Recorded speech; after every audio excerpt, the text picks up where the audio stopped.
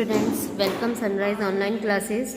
Now dear students, आज का हमारा जो टॉपिक है वो है document required to be submitted. जब भी हम कंपनी की हमने जो फॉर्मेशन की बात कही थी उसके अंदर हमने स्टेजेस पढ़ी थी। सबसे पहली स्टेज पढ़ी थी हमने प्रमोशन। ओके, तो जब हम प्रमोशन क्या था कि जब भी हम कंपनी बनाने का जो भी हमारे पास आइडिया होता है और उसको हम स्टार्ट करने से लेकर जब भी हमारी कंपनी बन जाती है उसको हम प्रमोशन स्टेज कह रहे थे। तो जब हम प्रमोशन स्टेज कंप्लीट करते हैं तो उसके अंदर हमें अलग अलग तरह के डॉक्यूमेंट्स प्रिपेयर करने होते हैं। ओके, तो वो डॉक्यूमेंट्स क्या होते हैं वो हम डिस्कस करेंगे। और एक और बात कि हम ये डॉक्यूमेंट प्रिपेयर क्यों करते हैं, क्योंकि ये डॉक्यूमेंट हमें बनाने के बाद कंपनी को इनकॉर्पोरेट करवाना होता है। और कहाँ होती है इनकॉर्पोरेट? आरओसी के पास। तो ऑब्वियसली अगर हम कंपनी को इनकॉर्पोरेट करवाना चाहते हैं तो उसके लिए आरओसी के पास हमें कुछ डॉक्यूमेंट भेजने होंगे। तो जो डॉक्यूमेंट हमें भेजने हैं तो उसको हमें पहले मेंटेन करना होगा। अब कौन कौन से डॉक्यूमेंट हैं? सबसे पहले तो हम प्रिपेयर करेंगे MOA, memorandum of article, association of article जिसकी शॉर्ट फॉर्म है एओए। नेक्स्ट है कंसेंट ऑफ प्रपोज्ड डायरेक्टर, फिर है agreement, statutory declaration and last receipt of payment of fee. Step by step देखते हैं। सबसे पहले हमारा है एमओए। ठीक है, एमओए का फुल फॉर्म अभी आपने देख लिया था, मेमोरेंडम ऑफ आर्टिकल। ये होता क्या है? ये हमारी कंपनी का एक प्रिंसिपल डॉक्यूमेंट होता है। सबसे मेन डॉक्यूमेंट जो तैयार किया जाता है वो होता है एमओए। इसको हम क्या कहते हैं? Principal document, charter of company, doctrine of outdoor management. इनके तीनों ही नाम हैं। ये तीनों ही नाम से क्वेश्चन भी बन सकता है। Explain the charter of a company, explain the doctrine of outdoor management या एक्सप्लेन द एमओए। ओके, तो कंफ्यूज नहीं होना है। अब इस एमओए जो आर्टिकल होता है इसके अंदर होता क्या है? इसके अंदर contain power and objective of company. इसके अंदर कंपनी की जितनी भी पावर्स हैं उनका जो ऑब्जेक्टिव है वो सारा डिक्लेयर किया जाता है। Describe scope of operation of company. Company का स्कोप कहाँ तक रहेगा, किस फील्ड में वो वर्क करेगा, उसका पूरा स्कोप भी क्लियर किया जाता है। कैन बी अल्टर्ड, ठीक है ना। ये जो एमओए हैं वो अल्टर्ड किया जा सकता है, बट ये ऐसे ही अल्टर्ड नहीं हो सकता। प्रोविज़न ऑफ कंपनी एक्ट के अकॉर्डिंग ही अल्टर्ड होगा। उसकी कुछ कंडीशंस हैं, ठीक है, उसी बेस पर वो अल्टर हो सकता है। प्रोवाइड इंफॉर्मेशन टू आउटसाइडर्स, ठीक है ना। ये एमओए जो होता है आउटसाइडर्स को इंफॉर्मेशंस प्रोवाइड करवाता है। तो आउटसाइडर कौन हुए? क्रेडिटर्स और सप्लायर्स, डीलर्स, है ना। तो इन सब लोगों को ये इंफॉर्मेशन देता है। कौन देता है? MOA. Limitation and scope of company dealing. साथ में एमओए ये भी बताता है कि इस कंपनी की लिमिटेशंस क्या रहेंगी और इनके राइट्स क्या रहेंगे कब डीलिंग करते समय। तो इसको एक बार शॉर्ट में वापस देख लेते हैं। कीवर्ड प्रिंसिपल डॉक्यूमेंट होता है, पावर और ऑब्जेक्टिव डिक्लेयर करता है, उसका स्कोप बताता है और ये आउटसाइडर को इन्फॉर्मेशन देता है और साथ में ही ये अल्टर किया जा सकता है। अब मेन क्या क्या चीज़ें रखी जाती हैं एमओए में, उस चीज़ को हम कर रहे हैं। वैसे देखा जाए तो एमओए बहुत इंपॉर्टेंट टॉपिक है, इसके ऊपर 100% क्वेश्चन बनता ही है ना। तो सबसे पहले कंटेंट ऑफ एमओए जब हम तैयार कर रहे हैं तो सबसे पहले जो हम प्रिपेयर करेंगे वो है name close. Okay, contain complete name of complete name. सबसे पहले हम कंपनी का कंप्लीट नेम बनाते हैं। और यहाँ पर एक चीज़ और ध्यान रखने की ज़रूरत है कि जो भी हम कंपनी का नेम डिसाइड कर रहे हैं वो हम पहले कोई एक नेम डिसाइड नहीं करते हैं। कम से कम 3 या 4 नेम हम सोचते हैं और उस फॉर्म के अंदर लिखने के बाद आरओसी को भेजते हैं। अगर जो सबसे पहला नाम है, अगर आरओसी उस चीज़ को चेक करके अप्रूव कर देती है तो ओके है, नहीं तो आपने जो ऑप्शन में नाम दिए गए हैं उसको वो ऑब्जर्व करता है। ठीक है, अब आप जब भी कंपनी का नाम डिसाइड करेंगे तो उसके लिए कुछ रेस्ट्रिक्शंस होते हैं। वो रेस्ट्रिक्शंस क्या होते हैं? पहली बात, कंपनी 2 तरह की होती है। प्राइवेट कंपनी भी हो सकती है, पब्लिक कंपनी भी हो सकती है और प्राइवेट कंपनी भी हो सकती है। अगर आपकी पब्लिक कंपनी है तो आपको लिमिटेड वर्ड लास्ट में लगाना ज़रूरी है। और अगर प्राइवेट कंपनी है तो प्राइवेट लिमिटेड आपको लगाना ज़रूरी होगा, ठीक है ना। कहाँ पर लगाएंगे? The end of company name, जैसे Anjali limited, Anjali private limited, इस तरीके का नाम आपको लगाना होगा। Okay.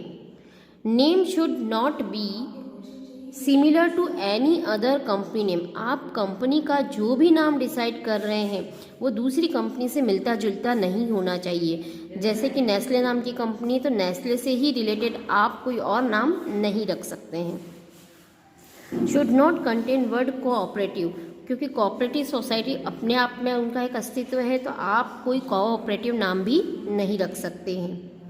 Name should not convey any connection link two of company with any government department. आप कंपनी का नाम ऐसा भी नहीं रख सकते हैं कि जिससे ऐसा लगे कि उसका कनेक्शन कोई गवर्नमेंट कंपनी से है। जैसे कि भारत पेट्रोलियम कंपनी है या इंडियन रेलवे है, ये सारी क्या है? गवर्नमेंट के अंदर चलने वाली ऑर्गेनाइजेशन है, तो इनसे रिलेटेड आप कोई नाम नहीं रखेंगे जिससे लोगों को एक मिस गाइड हो कि यार ये गवर्नमेंट से लिंक है या नहीं। तो आप ऐसा भी कोई नाम नहीं रख सकते हैं, ठीक है। ये तो हुआ हमारा नेम क्लोज। अब बात करते हैं हम रजिस्टर्ड ऑफिस क्लोज के बारे में, ठीक है। रजिस्टर्ड ऑफिस के बारे में क्या बताएंगे हम?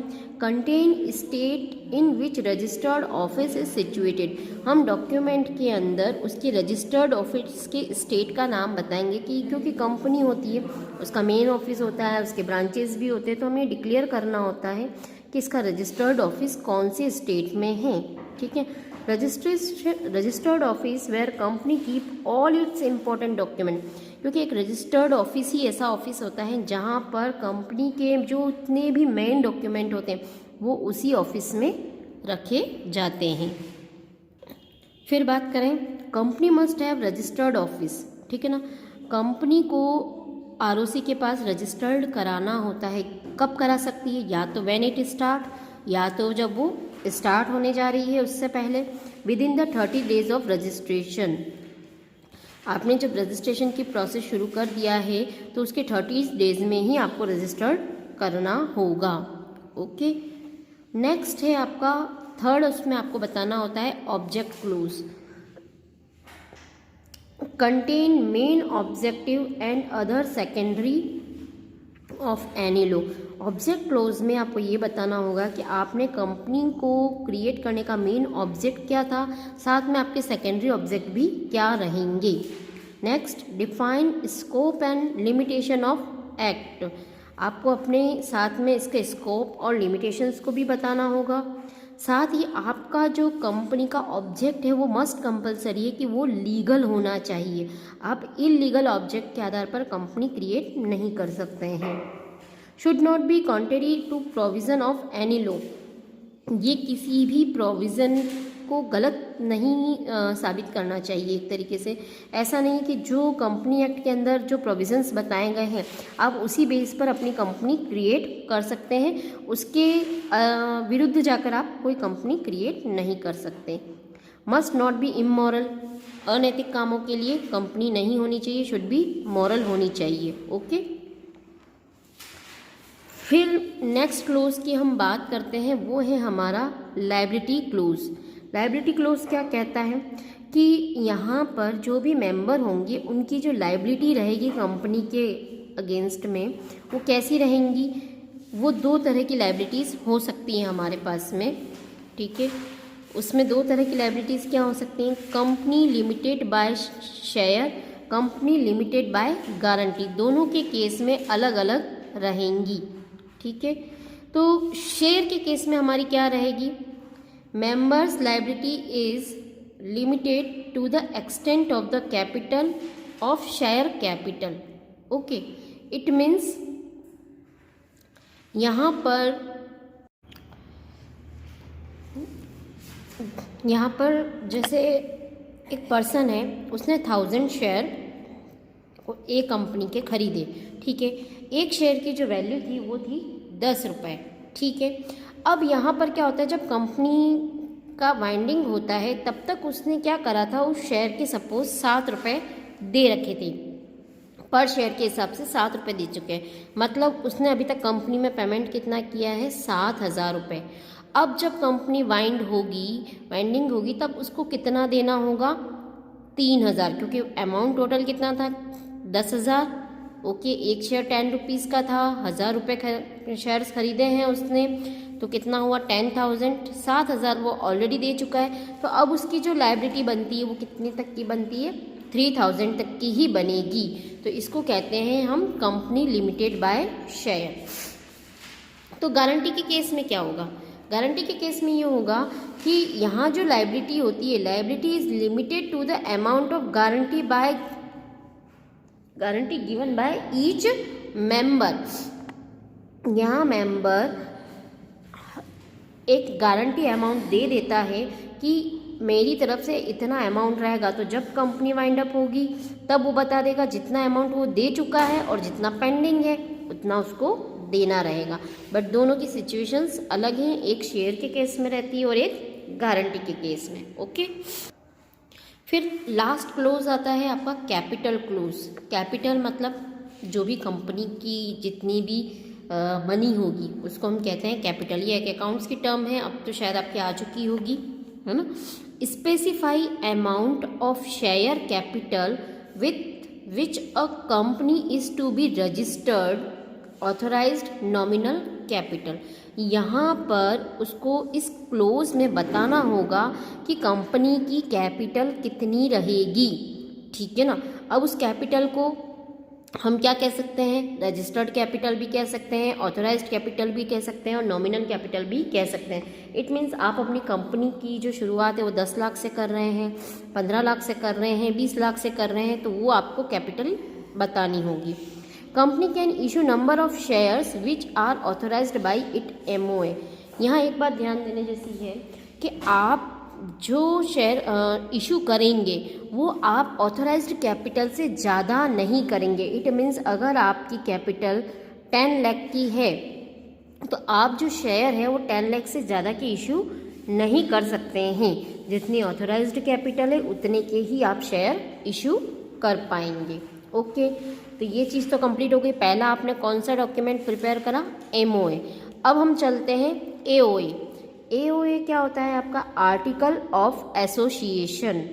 ओके, अब ये क्या डिस्क्राइब करता है, ये बताता है रूल्स एंड रेगुलेशन। वो भी तो रूल्स एंड रेगुलेशन ही बता रहा था MOA। ओके, बट वो किसके लिए बताता था, आउटसाइडर के बारे में बताता था। यहाँ पर ये मैनेजमेंट ऑफ कंपनी अफेयर्स के बारे में बताएगा। Power, duty, rights of managers, officers, board of director.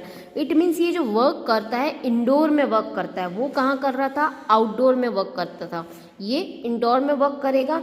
Indoor में यहाँ पर मैनेजर्स की, ऑफिसर्स की, डायरेक्टर की क्या ड्यूटीज़ रहेंगी, क्या पावर्स रहेंगे, क्या राइट्स रहेंगे, उन सारी चीज़ों को ये डिस्क्राइब करता है।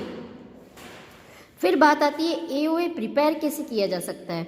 जो ये AOA है, या तो कंपनी अपना खुद का एक AOA प्रिपेयर कर सकती है, और यदि नहीं तो कंपनी एक्ट ने जो टेबल दी है F2J तक, आपकी बुक में है परफॉर्मा, F2J तक एक टेबल बना रखी है, उसके बेस पर भी आप कोई AOA एक सेलेक्ट करके अपनी कंपनी का बना सकते हैं। या तो खुद का हो सकता है और या फिर आप खुद भी बना सकते हैं।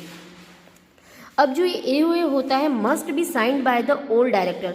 इस AOA पर सभी डायरेक्टर्स के साइन होने कंपलसरी हैं। Attested bye 2 witness. इस AOA पर 2 विटनेस के द्वारा इसको अटेस्टेड भी कराना होगा।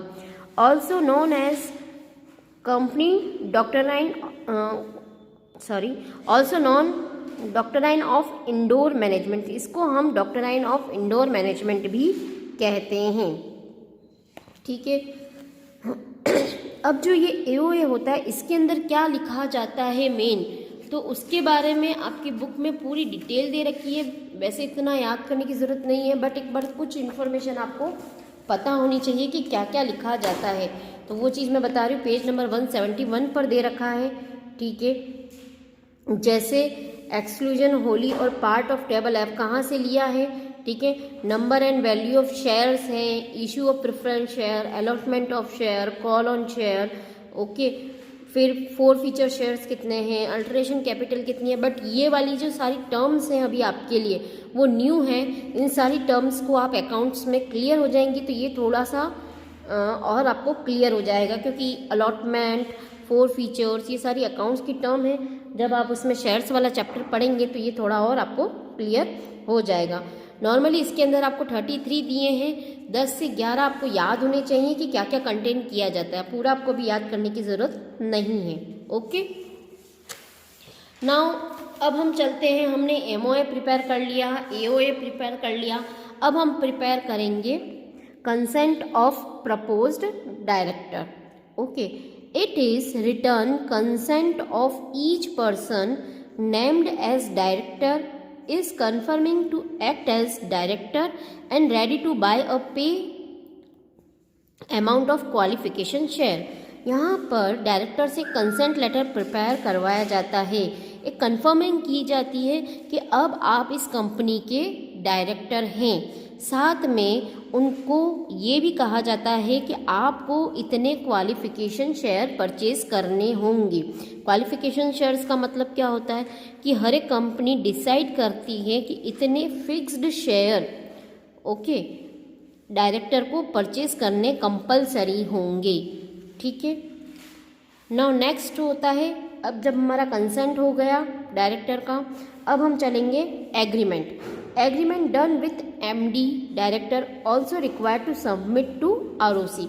यहाँ जो भी एग्रीमेंट हमने बनाया है किसके साथ में मिलकर, एमडी डायरेक्टर के साथ में मिलकर, अब हम उसको क्या करेंगे, आरओसी के पास सबमिट कराने ले जाएंगे।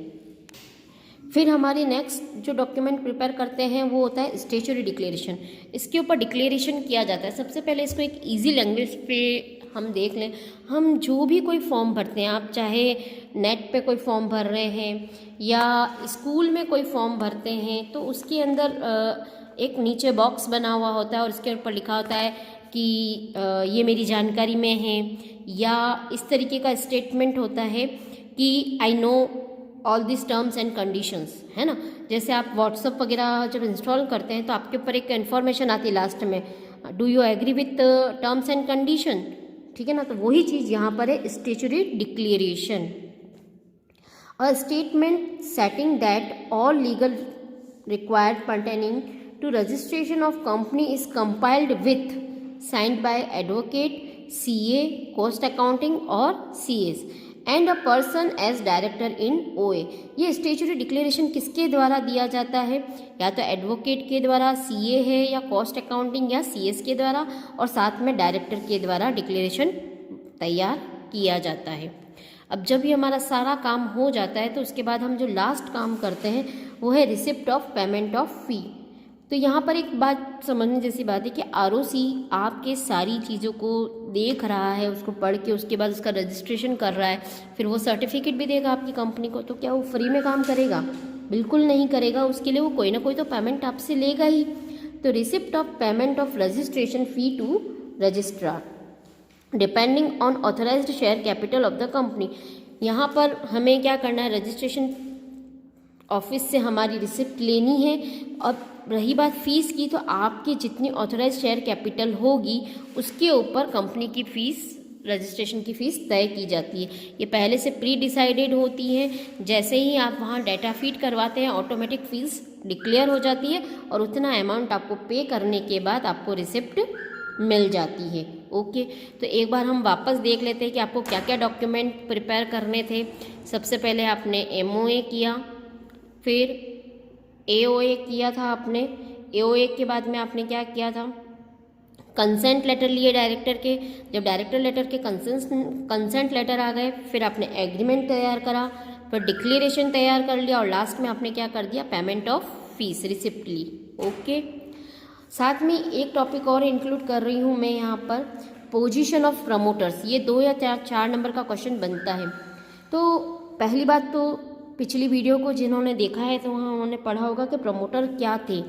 तो एक बार शॉर्ट में वापस बता देती हूँ। प्रमोटर वो होते हैं जो कंपनी का आइडिया लेकर आते हैं और उसका इनकॉर्पोरेट करवाने तक जितनी भी वर्क करते हैं वो कौन कहलाते हैं, प्रमोटर्स कहलाते हैं। अब उनकी पोजीशंस क्या हैं, तो promoters are neither the agent और the trustee of the company. जो प्रमोटर्स होते हैं वो न तो एजेंट होते हैं और न ही ट्रस्टी होते हैं। ओके, एजेंट तो कौन होगा, जो कंपनी के बिहाफ पर काम कर रहा है, तो प्रमोटर तो है ही नहीं, वो तो हो ही नहीं सकते। ट्रस्टी न ही वो ट्रस्टी होते हैं। Clear? Therefore they are personally liable for all the contract which are entered by them for the company before its incorporation। यहाँ पर थोड़ा सा इसको समझना होगा। therefore they are personally liable। कौन है personally liable? promoter। for all the contract which are entered by them for the company before its incorporation। इसको कैसे समझेंगे? देखिए, जब भी हम कंपनी कर रहे हैं तो इस कंपनी को इनकॉर्पोरेट कराना होगा। ओके, इनकॉर्पोरेट कराने के लिए कहाँ जाना होता है? आरओसी के पास जाना होता है। अब जब ये कंपनी अगर इनकॉर्पोरेट हो रही है, उससे पहले की कंडीशन हम देखते हैं। इस कंपनी के कुछ मेंबर भी होंगे, इस कंपनी ने कुछ कॉन्ट्रैक्ट भी किए होंगे कंपनी में, प्रमोटर ने। ओके, इस प्रमोटर ने कुछ मेंबर भी बनाए होंगे, कुछ कॉन्ट्रैक्ट भी किए होंगे, बट ये काम कब किया? उसने इनकॉर्पोरेट होने से पहले। अब क्या होता है, अब ये कंपनी इनकॉर्पोरेट हो चुकी है, तो यहाँ उस प्रमोटर को इन सारे कॉन्ट्रैक्ट को क्या कराना होगा? अप्रूव कराना होगा। ओके, किससे? कंपनी से। ओके, अगर ये कंपनी को अप्रूव नहीं कराता है ये सारे कॉन्ट्रैक्ट, तो ये सारे कॉन्ट्रैक्ट इनवैलिड कहलाएंगे। तो इन सारे कॉन्ट्रैक्ट को रेटिफाई कराना होगा या फिर अप्रूव कराना होगा। इन केस अगर ये इन सारे कॉन्ट्रैक्ट को अप्रूव नहीं कराता है और किसी थर्ड व्यक्ति को कोई इससे लॉस हो जाता है, तो इसकी जितनी भी भरपाई होगी प्रमोटर को अपनी जेब से भरनी होगी। ये बात आप अच्छे से समझ लीजिएगा कि यहाँ पर फिर प्रमोटर उस कॉन्ट्रैक्ट के लिए लाइबल होता है। तो वापस हम उस चीज़ को देख लेते हैं तो आपको समझ में आ जाएगा। Therefore they are personally liable for all the contract which are entered by them the company before the incorporation. किससे पहले? इनकॉर्पोरेशन से पहले। अगर उसने कॉन्ट्रैक्ट को अप्रूव नहीं कराया है, रेटिफाई नहीं कराया है, तो वो उनके लिए लाइबल कहलाएगा। Also promoter are not trustee of the company, ये हम पहले ही डिस्कस कर चुके थे। Promoter of the company fiduciary position with the company which they must not be misuse. अब यहाँ पर फिड्यूसरी का मतलब क्या है? फिड्यूसरी का मतलब होता है एक तरीके से वो विश्वसनीय, ठीक है ना, वो एक कंपनी का विश्वसनीय पोजीशन पर होता है, इसलिए उसको कभी भी कंपनी का कोई भी डिसीजन में या कोई भी एक्टिविटी में कंपनी का मिसयूज नहीं करना चाहिए। फिर है they can make a profit only if it's disclosed but not make any secret profit. अगर वो कोई भी कंपनी के प्रमोशन के स्टेज पर प्रमोशन कर रहा है और साथ में उसको कोई प्रॉफिट हो रहा है, बट अभी कंपनी इनकॉर्पोरेट तो नहीं हुई है, बट अगर उसको कोई भी प्रॉफिट हो रहा है तो वो उसको मस्ट भी है कि डिस्क्लोज करना होगा। अगर वो डिस्क्लोज नहीं करता है तो कंपनी उसके बिहाफ पर एक्शन ले सकती है। Next, in the event of not disclosure the company can resign the contract. वही बात आ गई, अगर वो डिस्क्लोज नहीं करता है तो कंपनी उस कॉन्ट्रैक्ट को क्या कर सकती है? इनवैलिड कर सकती है। Now last, promoter are not legally entitled to claim the expenses incurred in promotion of the company. The company may choose to reimburse them. यहाँ पर क्या होता है कि कंपनी एक्ट के अंदर कहीं भी ये नहीं कहा गया है या ये चीज़ क्लियर नहीं की गई है कि अगर प्रमोटर कंपनी के इनकॉर्पोरेशन से पहले कोई खर्चा करता है तो उसका रेफरेंस उसको मिलना चाहिए। इट मीन्स सपोज उसने कंपनी को इनकॉर्पोरेशन कराने से पहले बहुत सारे के डॉक्यूमेंट्स बनवाए हैं, उसने बहुत तरह की लीगल फॉर्मेलिटीज़ करी है, तो उसमें 1,00,000 2,00,000 जो भी खर्चा हुआ है तो ज़रूरी नहीं है कि वो कंपनी उसको पे करे, ऐसा कहीं भी लो नहीं बनाया गया। बट अगर कंपनी खुद चाहे तो पे कर सकती है, ये कंपनी की इच्छा पर है, पर लॉ में ऐसा कहीं नहीं लिखा गया है कि प्रमोटर को पे किया जाना चाहिए। ओके, आई होप आपका प्रमोटर्स का पूरा टॉपिक क्लियर हो गया होगा। वेरी इंपॉर्टेंट था ये टॉपिक, आपको नहीं छोड़ना है और इसके नोट्स आपको कंप्लीट करने हैं। ओके।